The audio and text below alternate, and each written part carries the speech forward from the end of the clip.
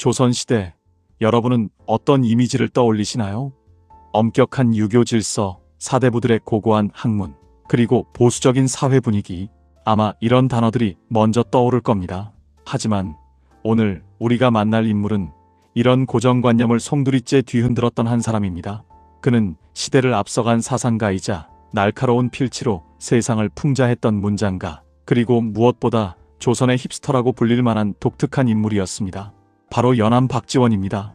지금부터 박지원이 어떻게 조선의 고정관념을 박살내고 자신만의 길을 걸어갔는지 그의 매력적인 이야기를 함께 파헤쳐 보겠습니다.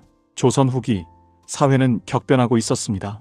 임진왜란과 병자호란을 겪으며 국가는 피폐해졌고 백성들의 삶은 고통스러웠습니다.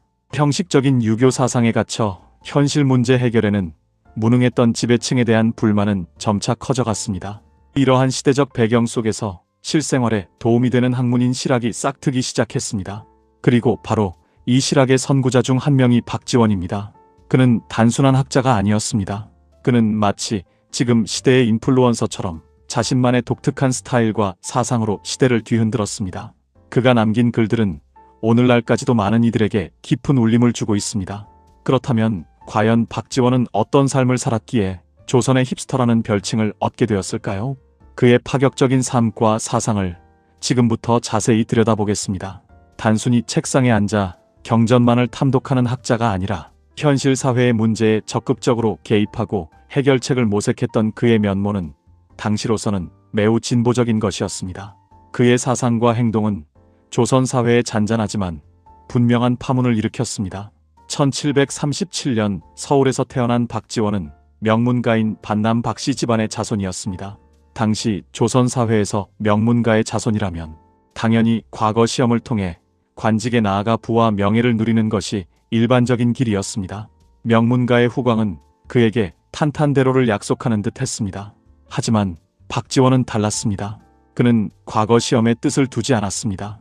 대신 그는 책을 읽고 글을 쓰는 일에 몰두했습니다. 당시의 고루한 학풍과 관직 생활에 염증을 느꼈던 것일까요?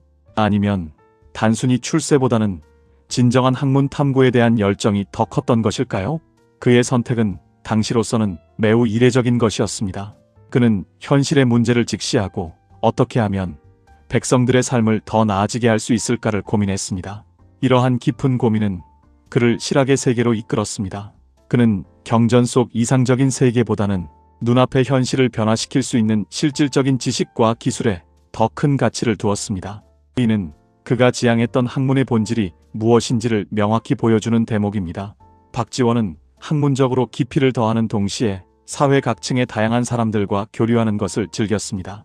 그의 주변에는 당대의 지식인들 뿐만 아니라 담배, 장수, 보부상 등 평범한 백성들까지 다양한 계층의 사람들이 있었습니다. 그는 신분이나 재산에 얽매이지 않고 사람 그 자체를 존중하며 친구로 삼았습니다. 이러한 모습은 당시 엄격한 신분 사회였던 조선에서는 상상하기 어려운 파격적인 행동이었습니다. 그는 흔히 양반들이 피지배 계층을 대하듯이 위에서 아래로 내려다보는 시선이 아니라 동등한 위치에서 소통하고 그들의 삶의 지혜를 배우고자 했습니다. 그는 백성들의 삶 속으로 깊이 들어가 그들의 이야기를 듣고 고통을 함께 나누며 현실의 문제를 이해하려고 노력했습니다. 이러한 직접적인 경험과 관찰은 그의 사상과 문학의 중요한 밑거름이 되었습니다. 그는 겉으로 보기에는 한량처럼 보일 수도 있었지만 실제로는 조선의 미래를 깊이 고민하는 진정한 지식인이었습니다. 그의 이러한 폭넓은 교류는 그가 가진 넓은 시야와 열린 마음을 단적으로 보여주는 것이었습니다. 박지원의 힙스터적인 면모를 가장 잘 보여주는 것 중 하나는 바로 그의 파격적인 문체입니다. 그는 당시 유행하던 고리타분한 고문체에서 벗어나 연암체라고 불리는 자신만의 독특한 문체를 창조했습니다. 그의 글은 해학과 풍자, 생생한 묘사와 깊이 있는 성찰이 절묘하게 조화를 이루었습니다. 구어와 문어를 넘나들며 현실을 있는 그대로 포착하려는 그의 시도는 당시 문단에 큰 충격을 주었습니다. 그의 글은 마치 시원한 사이다처럼 답답한 현실을 통쾌하게 꿰뚫는 힘이 있었습니다. 당시 양반들은 한문 고전의 어려운 문체와 상투적인 표현을 사용하는 것을 학문의 깊이로 여겼습니다. 하지만 박지원은 그런 허례허식에 얽매이지 않았습니다. 그는 독자들이 쉽게 이해하고 공감할 수 있는 언어로 현실을 비판하고 풍자했습니다. 예를 들어 그의 작품 허생전이나 양반전, 호질 등에서는 양반 사회의 위선과 모순을 신랄하게 비판하고 풍자했습니다. 이러한 문체는 대중들에게는 큰 인기를 얻었지만 보수적인 지배층에게는 눈엣 가시 같은 존재였습니다. 심지어 정조 임금의 문체 반정의 빌미를 제공하기도 했을 정도로 그의 문체는 파격 그 자체였습니다. 정조는 그의 문체가 너무 파격적이라 하여 순정하고 고상한 문체를 쓰라고 지시했지만 박지원은 이에 굴하지 않고 자신의 필력을 꺾지 않았습니다. 이는 그가 얼마나 자신의 신념과 스타일에 확고했는지를 보여주는 사례입니다. 그렇다면 박지원이 추구했던 실학은 구체적으로 어떤 모습이었을까요? 그는 청나라의 선진 문물을 적극적으로 수용하여 조선의 발전에 활용해야 한다고 주장했습니다.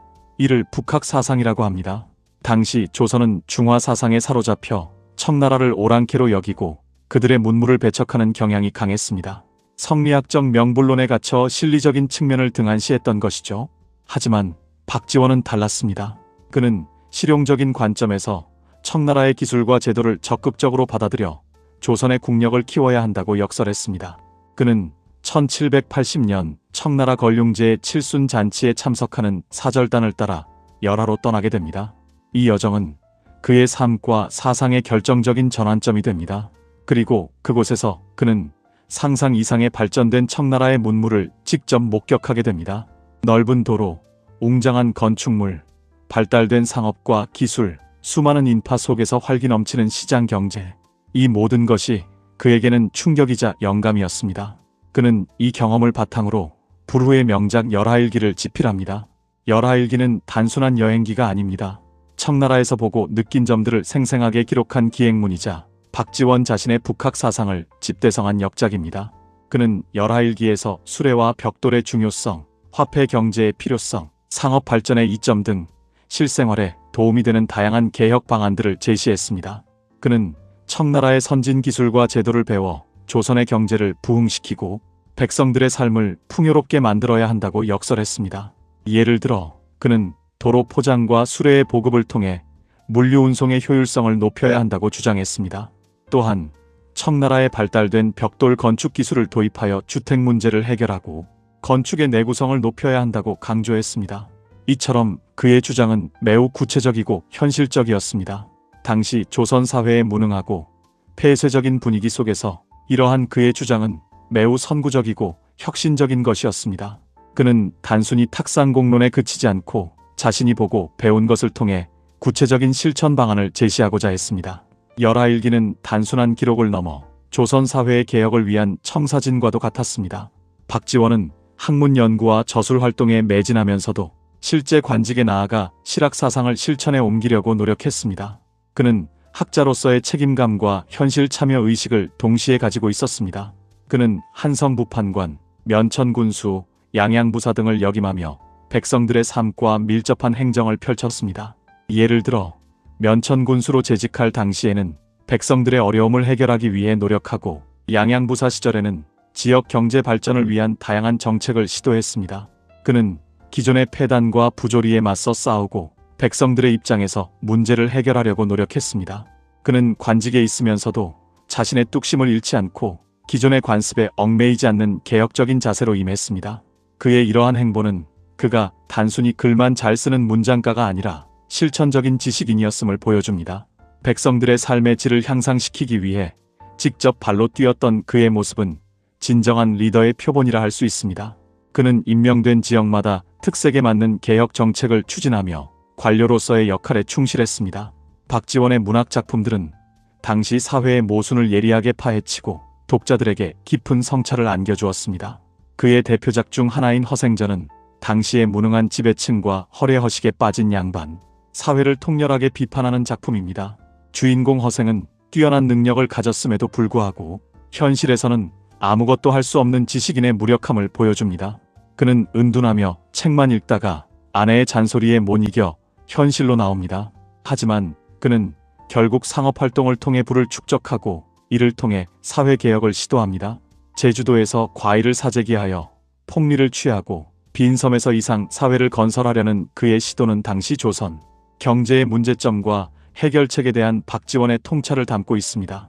허생전은 단순한 이야기꾼의 상상력이 아니라 박지원 자신이 꿈꾸던 이상적인 사회의 모습을 담고 있습니다.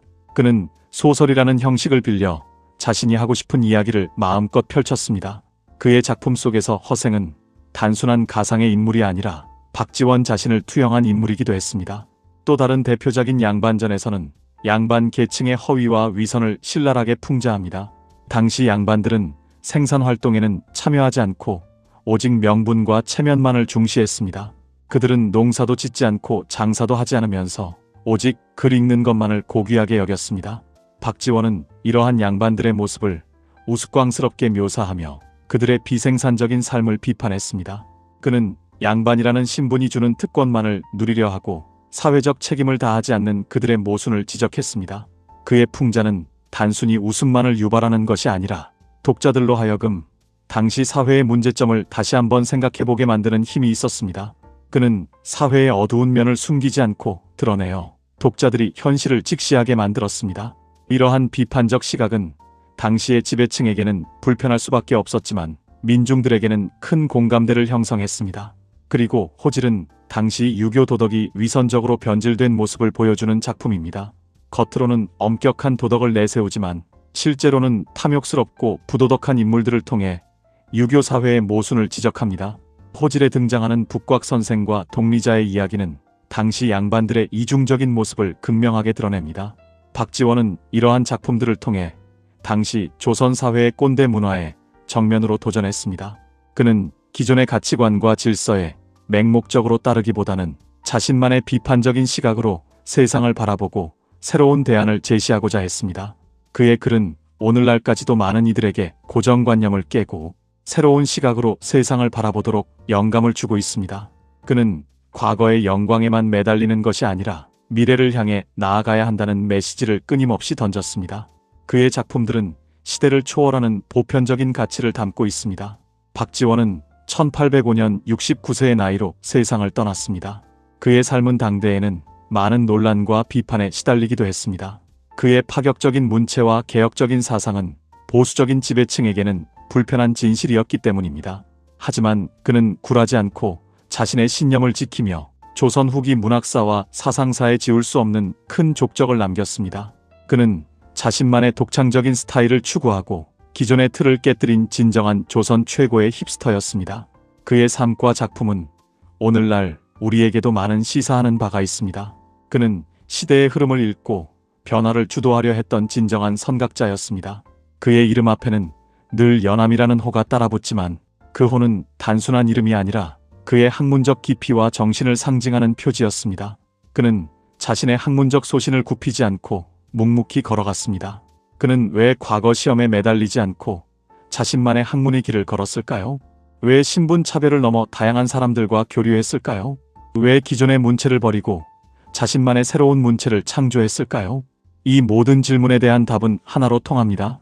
바로 그는 기존의 고정관념에 갇히지 않고 언제나 새로운 것을 추구하며 자신만의 길을 개척했던 인물이었기 때문입니다. 그는 진정으로 백성을 위하고 나라의 발전을 고민했던 선구자였습니다. 그의 이야기는 우리가 살아가는 오늘날에도 여전히 유효한 메시지를 던져줍니다. 변화하는 시대에 어떻게 대응해야 하는지, 고정관념에 갇히지 않고 어떻게 자신만의 시각을 키워나가야 하는지, 그가 남긴 발자취에서 우리는 많은 것을 배울 수 있습니다. 그의 정신은 지금도 우리에게 용기와 영감을 줍니다. 그는 시대를 읽는 안목과 그것을 실천으로 옮기는 용기를 지녔던 위대한 인물이었습니다. 이제 우리는 박지원의 삶과 그의 힙스터적인 면모를 충분히 살펴보았습니다. 그는 조선이라는 제한된 시공간 속에서 끊임없이 변화를 시도하고 고정관념에 도전했던 인물이었습니다. 그의 용기 있는 도전 정신은 시대를 초월하여 많은 이들에게 영감을 주고 있습니다. 그의 글을 통해 우리는 과거의 역사를 배우는 것을 넘어 현재를 성찰하고 미래를 준비하는 지혜를 얻을 수 있습니다. 그는 진정으로 시대를 앞서간 선구자였습니다. 그의 작품들은 오늘날에도 우리에게 깊은 울림을 주며 새로운 시각과 도전을 장려합니다. 우리는 그의 삶을 통해 진정한 힙스터의 의미를 되새겨볼 수 있습니다. 겉모습이나 유행을 좇는 것이 아니라 자신만의 확고한 가치관과 스타일로 세상을 변화시키려 했던 그의 정신은 현대의 힙스터 문화와도 일맥상통하는 부분이 있습니다. 그는 단순히 과거의 인물이 아니라 현재를 살아가는 우리에게도 끊임없이 질문을 던지는 살아있는 지성입니다. 박지원의 이야기는 여기서 끝이 아닙니다. 그의 삶과 사상은 오늘날까지도 수많은 학자들에 의해 연구되고 있으며 그의 작품들은 여전히 많은 사람들에게 사랑받고 있습니다.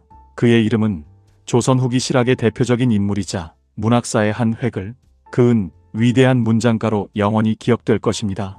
여러분은 오늘 이 영상을 통해 박지원이라는 인물에 대해 어떤 새로운 사실을 알게 되셨나요? 여러분이 생각하는 박지원 또는 조선시대의 다른 힙스터는 누가 있을까요? 댓글로 자유롭게 의견을 나눠주세요. 여러분의 활발한 참여는 다음 영상 제작에 큰 힘이 됩니다. 더 깊이 있는 역사 이야기를 원하신다면 구독과 좋아요, 알림 설정도 잊지 마세요. 다음 영상에서 더 흥미로운 주제로 찾아뵙겠습니다. 감사합니다.